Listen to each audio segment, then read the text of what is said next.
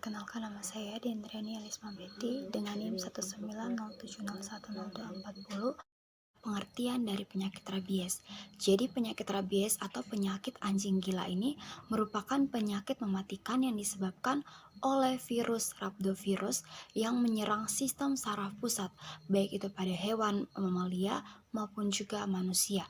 Nah, rabies ini merupakan penyakit zoonosis yang dapat menyerang semua hewan berdarah panas termasuk juga manusia. Kedua adalah etiologi dari penyakit rabies. Jadi virus rabies ini merupakan virus RNA termasuk dalam famili Rhabdoviridae genus Lisa. Nah, virus ini berbentuk peluru atau silindris dan salah satu ujungnya itu berbentuk kerucut dan pada potongan melintang berbentuk bulat atau elips. Jadi virus ini tersusun dari ribonukleokapsid, di bagian tengahnya itu memiliki membran selubung atau amplop dan di bagian luarnya yang pada permukaannya itu terdapat tonjolan atau spikes yang jumlahnya lebih dari 500 buah. Dan pada membran selubungnya itu terdapat kandungan lemak yang cukup tinggi. Nah, virus rabies ini berukuran panjang 180 nanometer dan berdiameter 75 nanometer dan tonjolannya itu berukuran 9 nanometer dan jarak antara spikes itu berkisar antara 4 sampai 5 nanometer. Baik, yang ketiga adalah siklus hidup dan juga karakteristik dari ezen penyakit rabies. Jadi di dalam siklus hidup ezen penyakit rabies ini, di mana virus rabies akan melekat dan juga menempel pada dinding sel inang. Kemudian secara endositosis, virus akan dimasukkan ke dalam sel inang.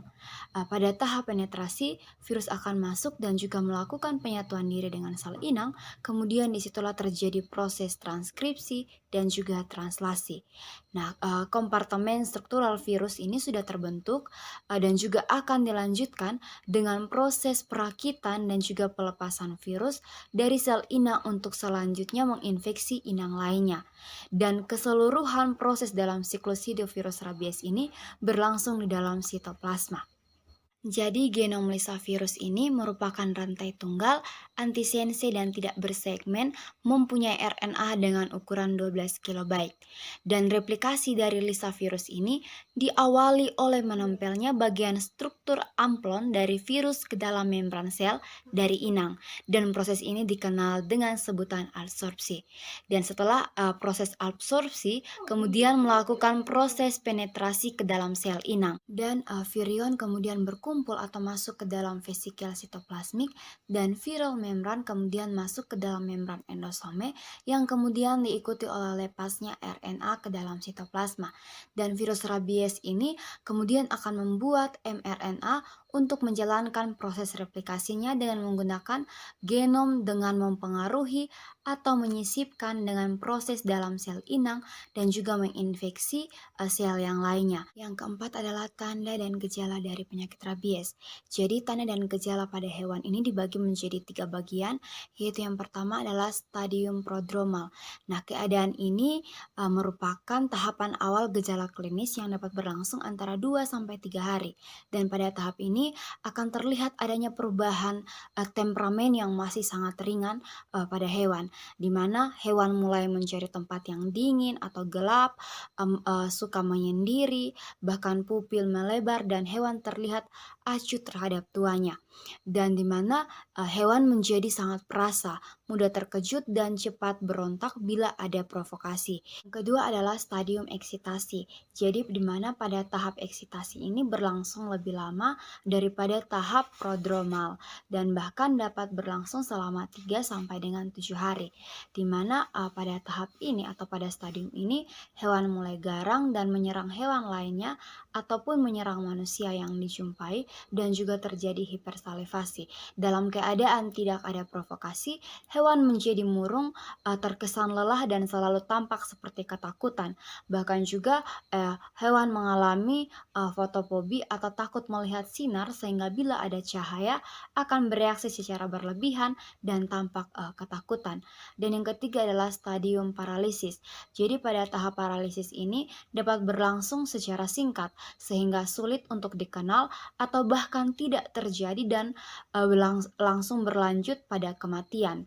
Jadi di mana pada tahap tahap atas stadium ini, hewan mengalami kesulitan menelan, suara parau dan sempoyongan, akhirnya lumpuh dan mengalami kematian. Gejala klinis pada hewan, yaitu yang pertama rabies bentuk tenang atau damp rabies. Nah, gejala klinisnya itu seperti hipersalivasi atau mengeluarkan saliva yang berlebihan, dan yang kedua adalah suara hewan menjadi berubah atau parau, dan yang ketiga adalah terjadi kelumpuhan pada bagian wajah dan juga rahang bawah, dan yang keempat adalah lumpuh dan kemudian berlangsung pada kematian. Nah, yang kedua adalah rabies bentuk ganas, di mana gejala klinisnya itu seperti tidak menuruti lagi perintah pemilik atau sangat galak, gelisah, dan hiperaktif. Dan yang kedua adalah air liur yang keluar itu berlebihan dan hewan cenderung untuk bersembunyi di tempat gelap dan juga dingin. Dan yang ketiga adalah nafsu makan hewan menjadi berkurang.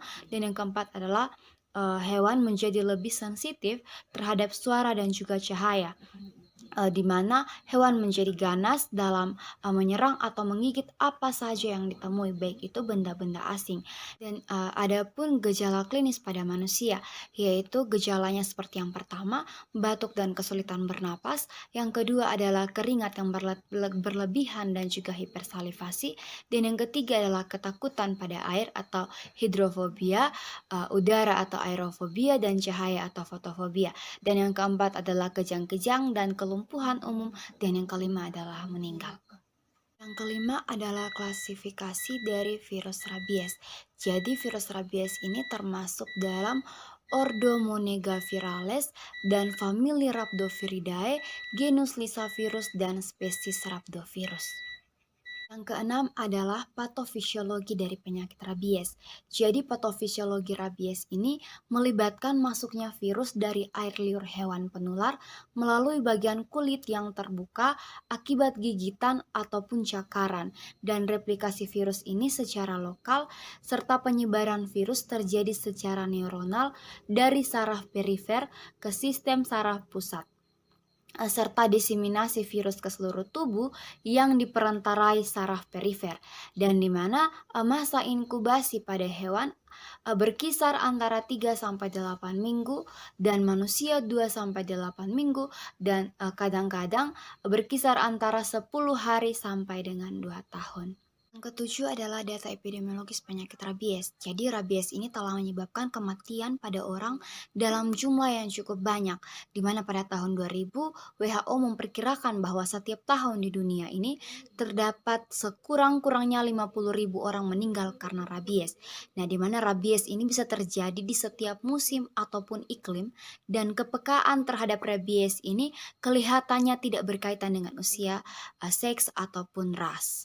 Dan manusia yang menderita rabies ini selalu berakhir dengan kematian sebesar 100%, dan di mana gigitan oleh anjing ini menempati persentase tertinggi sebesar 99,44%, dan diikuti oleh kucing 0,29%, dan hewan lain seperti kera dan hewan piaraan atau hewan liar lainnya dengan 0,31%. 8 adalah rantai penularan. Jadi cara penularan rabies ini melalui gigitan dan juga non-gigitan, di mana terjadi kontak dengan bahan yang mengandung virus rabies pada kulit ataupun mukosa.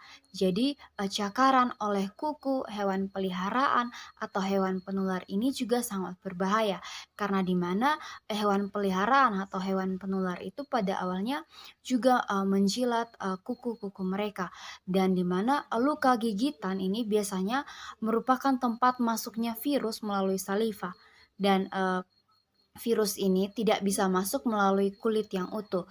Jadi singkatnya bahwa virus ini bisa ditularkan melalui air liur hewan rabies yang masuk ke dalam tubuh melalui infiltrasi air liur yang mengandung virus ke dalam luka ataupun cakaran, ataupun melalui paparan langsung permukaan mukosa ke air liur hewan yang terinfeksi. 9 adalah faktor resiko. Jadi terdapat beberapa faktor yang dapat meningkatkan resiko penularan rabies. Seperti yang pertama, tinggal di lingkungan yang banyak hewan liar dan juga hewan peliharaan yang tidak divaksinasi. Yang kedua adalah tinggal di wilayah dengan sanitasi yang buruk. Yang ketiga adalah melakukan aktivitas yang berisiko terjadi kontak dengan hewan liar atau hewan peliharaan yang tidak divaksinasi. Yang keempat adalah memiliki luka terbuka di bagian tubuh. Dan yang kelima adalah sarana transportasi khususnya pelabuhan yang tidak aman dan tidak resmi. Dan yang keenam adalah hewan yang tidak divaksinasi di daerah tertular. Yang ke-10 adalah upaya pencegahan dan pengendalian penyakit rabies.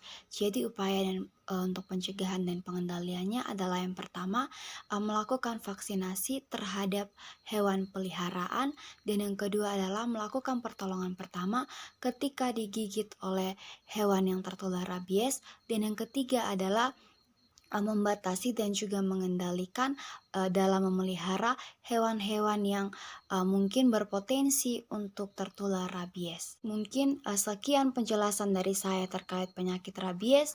Terima kasih dan salam sehat.